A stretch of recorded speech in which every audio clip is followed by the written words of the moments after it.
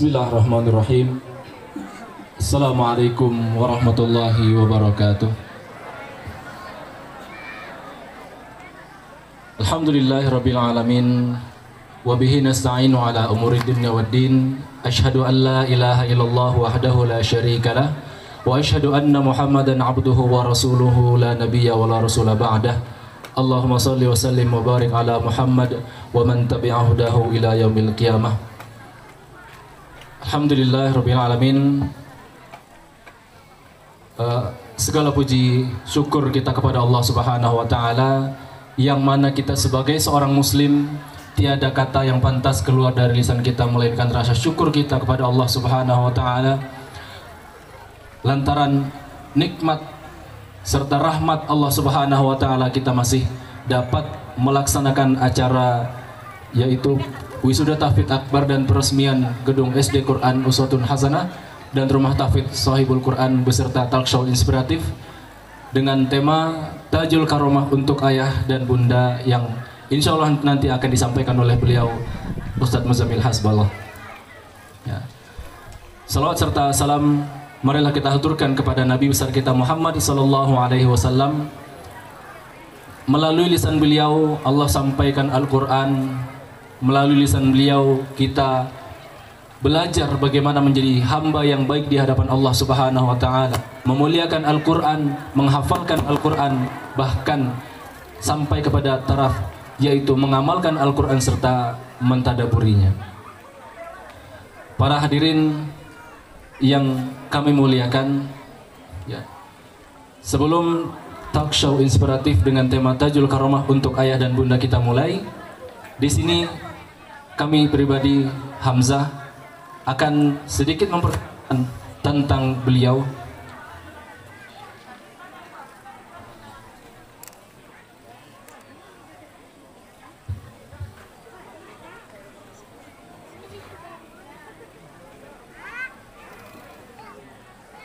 Ya. Beliau asli dari Aceh.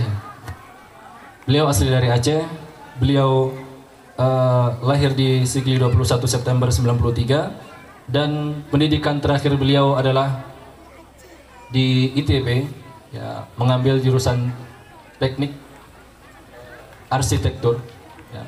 Dan beliau lulus pada tahun 2015 ya.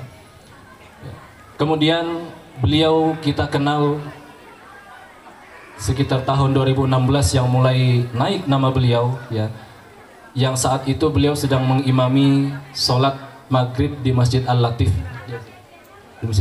ya. Kemudian dari situ kita mengenal ya siapa beliau yang menjadi seorang qori nasional yang diundang ke sana kemari. Tentu ya sebelum beliau naik ya dikenal oleh masyarakat Indonesia secara nasional, tentu ada tahapan-tahapan yang memang itu tidak instan. Banyak sekali tahapan-tahapan pembelajaran Al-Quran yang beliau jalani seperti itu. Baik, untuk efisiensi waktu ya, demi lancarnya nanti talk show acara inspiratif Quran Tajul Karomah untuk ayah dan bunda yang akan disampaikan langsung oleh beliau Bang Muzamil ya, kepada beliau langsung saja kami persilahkan dengan hormat.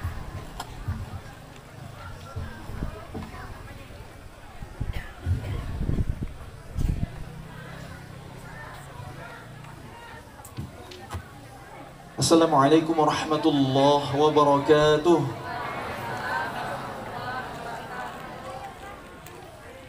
Kayak belum sarapan pagi semua ini.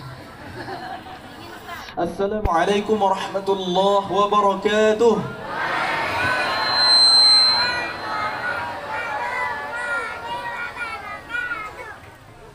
Alhamdulillahi wa kafa, wassalatu wassalamu ala rasulillahil mustafa wa ala alihi wa sahbihi ahli sidqi wal wafa.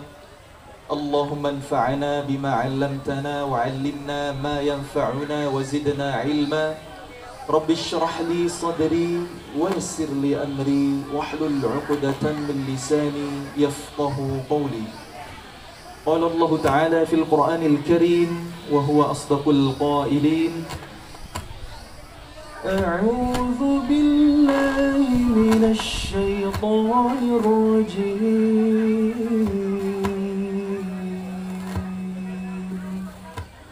الله نور السماوات والأرض مثل نوره كمشكاة فيها مصباح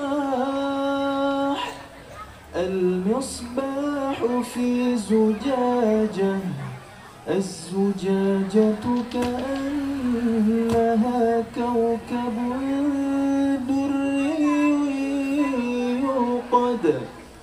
يوقد من شجرة مباركة زيتونة لا شرقية ولا غربية يكاد زيتها يضيء ولو لم تمسسه نار نور على نور نور على نور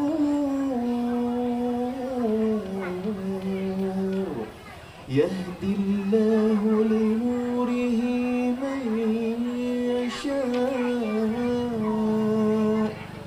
ويضرب الله الأمثال للناس والله بكل شيء عليم. صدق الله العظيم. Mari kita bersyukur kepada Allah. Alhamdulillahilladzi bi ni'matihi tathmus.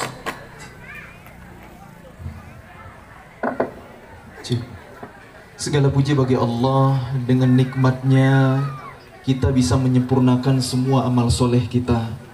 Termasuk di pagi hari ini kita berada di tempat yang sangat berkah, yang di sini diramaikan oleh keluarga Allah, karena ahlul Quran adalah ahlullah, yang di dalamnya dilantunkan kalamullah, yang di dalamnya disampaikan mau'izah hasanah, didoakan oleh para malaikat, majelis ilmu. Mudah-mudahan dengan begitu Allah mudahkan jalan kita menuju surga. Amin. Mari kita bersolawat kepada panutan kita, teladan kita, baginda Nabi Muhammad sallallahu alaihi wasallam.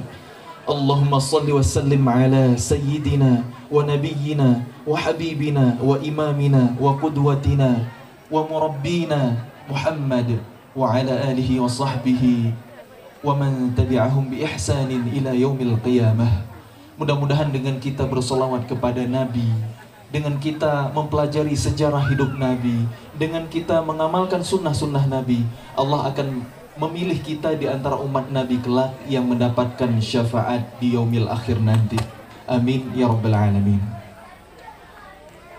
Yang saya hormati dan saya muliakan Gubernur Provinsi Sumatera Barat atau yang mewakili, yang saya hormati dan saya muliakan Bupati Kabupaten Tanah Datar atau yang mewakili, yang saya hormati dan saya muliakan Kepala Dinas Pendidikan dan Kebudayaan Tanah Datar, yang saya hormati dan saya muliakan juga Camat Kecamatan 10 Koto, Wali Nagari Pandai Sike, Alim Ulama Cadia Pandai Nagari Pandai Sike, Pembina dan Ketua Yayasan Pendidikan Islam Ashabul Quran, Kepala Sekolah SD Quran Uswatun Hasanah, Kepala Rumah Tahfidz Sahibul Quran, Kepala Taud Bunaya dan Kepala SMA Negeri 1 10 Koto serta jajarannya, dan yang dimuliakan Allah, yang disayang Allah, wisudawan wisudawati Wisuda Tahfidz Akbar Yayasan Ashabul Quran Pandai Sike, ayah bunda yang berbahagia, teman-teman seperjuangan, dan ruh tamu undangan yang mudah-mudahan kita disayang oleh Allah Subhanahu wa Ta'ala.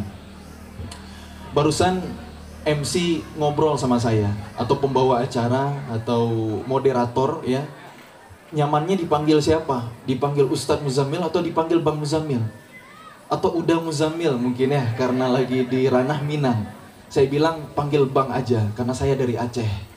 Kenapa saya kurang nyaman dipanggil Ustadz? Karena saya merasa nggak pantas dengan gelar itu. Karena ustadz itu kalau di Timur Tengah sana itu adalah gelar kemuliaan untuk orang yang punya pendidikan agama minimal selevel doktor atau S3 baru dipanggil ustadz. Tapi karena kita di Indonesia, semua da'i, semua orang yang berdakwah, bahkan guru ngaji sekedar mengenalkan alif, ba, ta, tha, jim, ha, kho, itu dipanggil ustadz. Itulah bedanya negeri kita. Tapi saya lebih nyaman dipanggil Bang Muzamil aja. Kenapa? Karena secara background pendidikan, saya bukan lulusan Timur Tengah. Gelar saya bukan LCMA. Kalau LC iya, langsung ceramah mungkin ya. Gelar saya adalah ST. ST itu bukan sarjana tahfidz ya. Saya dipanggil Al-Hafidz, saya malu karena saya nggak merasa pantas dengan gelar itu. ST bukan sarjana tahfidz, bukan sarjana tilawah, bukan sarjana tafsir, sarjana tadabbur, bukan. Tapi juga bukan sok tahu ya ST itu. ST adalah sarjana teknik. Secara background keilmuan saya ini seorang arsitek. Kalau bapak ibu ayah bunda atau teman-teman suatu saat mau bangun rumah di masa depan atau sekarang, konsultasi sama saya bantu desainkan. Tapi kalau mau belajar agama, kita mesti kepada ahlinya, harus kepada ulama. Tapi inspirasi dan motivasi boleh dari siapa aja. Inspirasi dan motivasi boleh dari siapa aja. Nah, hari ini saya berusaha bermanfaat dengan menjadi da'i. Apa itu da'i? Orang yang berdakwah. Apa itu dakwah? Ngajak orang ke jalan Allah. Ud'u ila sabili rabbik bil hikmah wal mau'izatil hasanah. Ajaklah orang-orang ke jalan Allah itu dengan kebijaksanaan, dengan nasihat-nasihat kebaikan. Ada banyak cara untuk berdakwah. Konten dakwah saya di sosial media, kalau ayah bunda atau teman-teman ngelihat channel YouTube saya, akun Instagram saya, atau anak muda hari ini mungkin scroll TikTok, kalau nemuin konten Muzamil Hasbullah itu hampir nggak ada yang ceramah. Dikit banget kalau ada. Yang ada banyaknya adalah lantunan Al-Quran. Jadi hari ini saya berdakwah dengan suara. Bukan berarti suara saya paling merdu, karena saya bukan qori juara internasional. Bukan berarti bacaan saya yang paling fasih. Bukan berarti hafalan saya yang paling mungkin. Bukan berarti ilmu agama saya sangat faqih. Amal soleh saya luar biasa. Enggak. Saya belum tentu lebih mulia dari ayah bunda, dari adik-adik semuanya yang diwisuda. Ya, karena saya dikasih amanah aja dan Allah masih menutupi aib-aib saya. Kalau dibuka sama Allah mungkin bakal unfollow berjamaah. Ya, kalau dosa itu beraroma nggak ada yang mau deketan sama kita. Maka bersyukurlah kepada Allah yang Maha Sattar, yang masih menjaga dan menutupi aib-aib kita. Saya berusaha bermanfaat sesuai dengan yang saya mampu. Karena kita bersyukur sekali negeri kita, wilayah kita, ranah Minang ini, terlebih di tanah datar ini, Masya Allah. Tadi disebutkan sudah ada 4 yayasan pendidikan Islam ya, 4 bersaudara. Bahkan dari zaman Indonesia belum merdeka. Dari tahun 1930 udah lahir lembaga tarbiyah, lembaga diniyah. Dan ini yang keempat, yang paling bungsu, Masya Allah, tabarakallah. Dan kita tahu ya, banyak tokoh-tokoh hebat, banyak orang-orang besar lahir dari ranah Minang. 15 km kurang lebih ke arah jam 8 dari saya duduk, lahir seorang ulama yang luar biasa. Allah yarham Buya Hamka. Siapa yang gak kenal Buya Hamka? Beliau adalah seorang ulama, beliau adalah seorang sastrawan, beliau adalah seorang politikus, beliau adalah seorang wartawan, beliau adalah seorang, saking banyaknya keahlian beliau. Betapa orang-orang besar, orang-orang hebat itu banyak lahir dari sini, Masya Allah. Jadi sebenarnya ketika Allah izinkan saya ke sini, saya justru ingin banyak belajar. Saya justru semakin terinspirasi dengan Masya Allah tabarakallah, begitu hebatnya orang-orang Minang. Nah, karena kita hari ini adalah majelis Al-Quran. Apa inspirasi dari Buya Hamka tentang Al-Quran? Ternyata menurut kesaksian putra beliau, Irfan Hamka, yang saya baca dalam buku yang berjudul Ayah, Buya Hamka semasa hidupnya tidak pernah lepas dari Quran. Selalu membaca Al-Quran. Selalu basah lisannya dengan zikrullah sehingga punya karomah. Banyak sekali situasi-situasi sulit dalam hidup, Allah hadirkan pertolongan-pertolongan. Misalnya di masa penjajahan Belanda, masuk keluar hutan belantara, berbulan-bulan di dalamnya, keluar dengan selamat tanpa diterkam oleh harimau buas.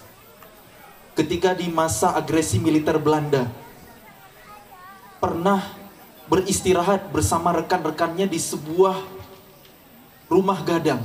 Di malam hari, tiba-tiba Buya Hamka terbangun karena dapat ilham, dapat sinyal ada yang menggedor-gedor dari bawah lantai.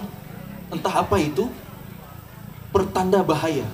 Kemudian Buya Hamka membangunkan rekan-rekannya, ayo kita lari dari sini, akan ada mara bahaya.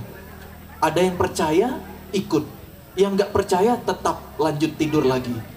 Belum jauh mereka meninggalkan rumah tua itu, apa yang terjadi? Pasukan Belanda mengepung dan membakar rumah itu.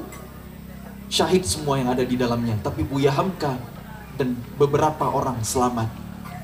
Ketika Buya Hamka, Allah yarham, berangkat haji ke Baitullah, kemudian berkesempatan untuk mengunjungi negara-negara tetangga yang ada di sekitar Jazirah Arab.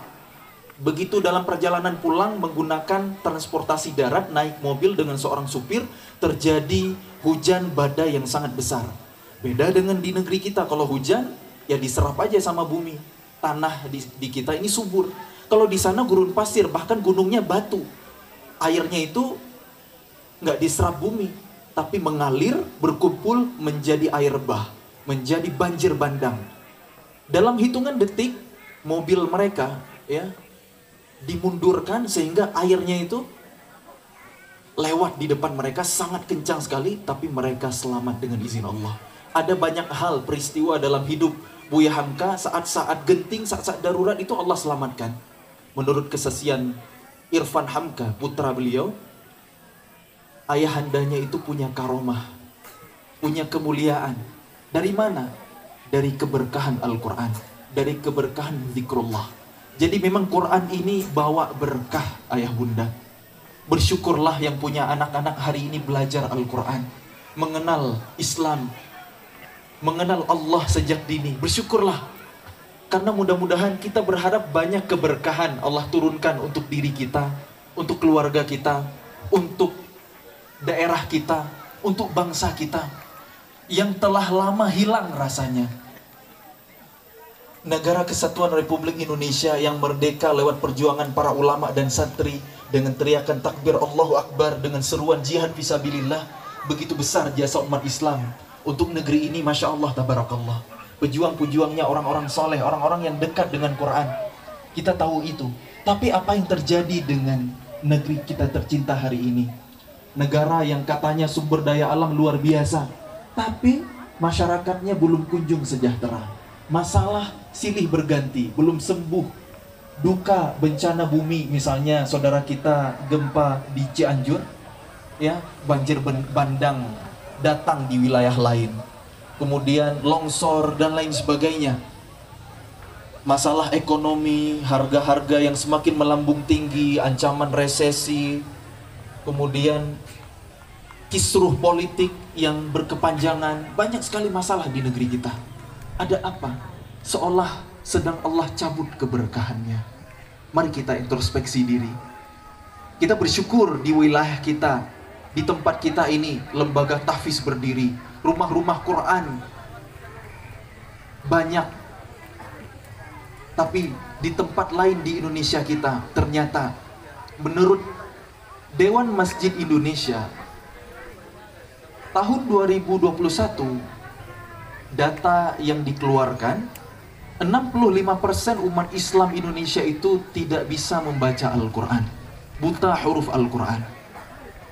La haula wala quwata illa billah. Padahal negeri kita adalah negeri berpenduduk muslim terbesar di dunia, tapi lebih dari setengahnya tidak bisa mengaji.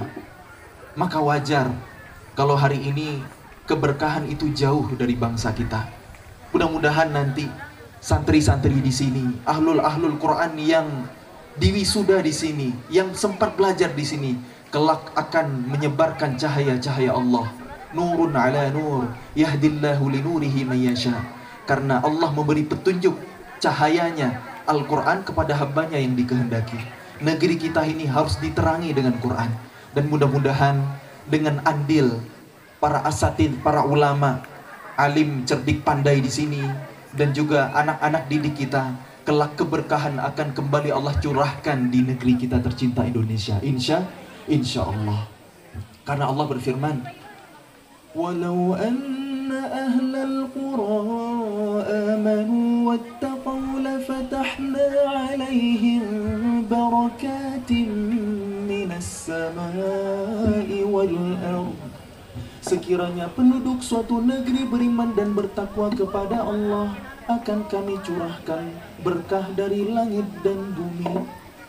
Dulu ayah bunda, ada sebuah negeri, ya, negeri muslimin, peradaban Islam yang wilayahnya sangat luas, lebih dari sepertiga bumi. Pemimpinnya seorang raja bernama Umar bin Abdul Aziz, seorang ulama yang menjadi umara, ahlul Quran. Masyarakatnya juga sama.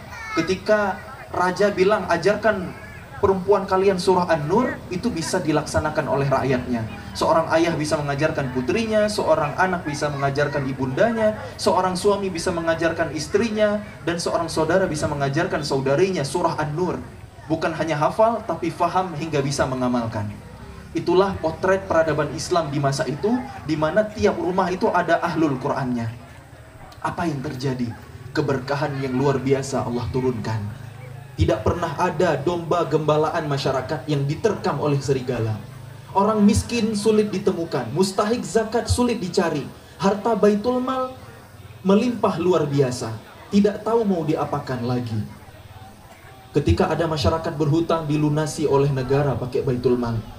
Tentu bukan hutang karena foya-foya, bukan karena flexing, bukan karena gaya hidup, tapi murni karena keterdesakan, itu dilunasin sama negara.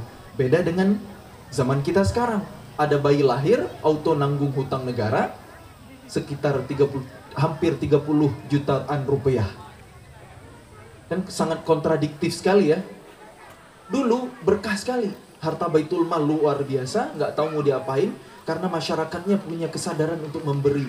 Masyarakatnya berlomba-lomba dalam berwakaf, berlomba-lomba mengeluarkan hartanya di jalan Allah, sehingga kemakmuran itu di mana-mana. Berkah. Harta baitul mal nggak tahu mau diapain lagi. Ada anak muda mau nikah, biayanya dari negara untuk mahar dan walimahnya.